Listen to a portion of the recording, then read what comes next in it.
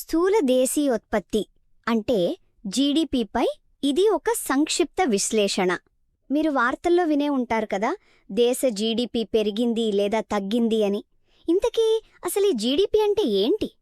ఇది ఒక దేశ ఆర్థిక వ్యవస్థ ఎంత ఆరోగ్యంగా ఉందో చెప్పే ఒక ముఖ్యమైన సూచిక అన్నమాట. మొదకగా జీడీపీ నిర్వచనం చాలా సింపుల్ అండి. ఒక దేశంలో ఒక ఏడాది కాలంలో తయారైన అన్ని అంతిమ వస్తువులు ఇంకా అందించిన సేవల మొత్తం విలువనే జీడీపీ అంటారు. ఇక్కడ అంతిమ అనే పదం చాలా ముఖ్యం తెలుసా? ఉదాహరణకి ఒక కారు విలువను లెక్కిస్తారు కానీ దాని తయారీకి వాడిన స్టీల్ను మళ్లీ లెక్కించరు. ఎందుకంటే అలా చేస్తే ఒకే వస్తువును రెండుసార్లు కౌంట్ చేసినట్టు అవుతుంది. రెండవది, దీన్ని ఎలా లెక్కిస్తారు?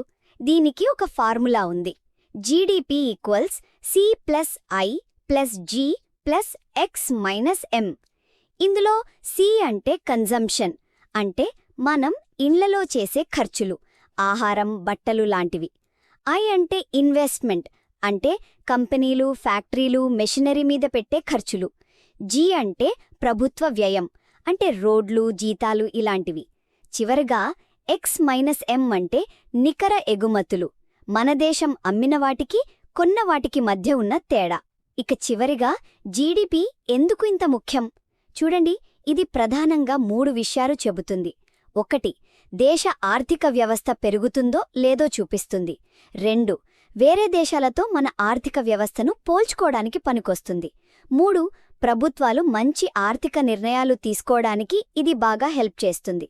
ఒక్క మాటలో చెప్పాలంటే జీడీపీ ఒక దేశం యొక్క ఆర్థిక ఆరోగ్యానికి ఒక స్నాప్షాట్ లాంటిది.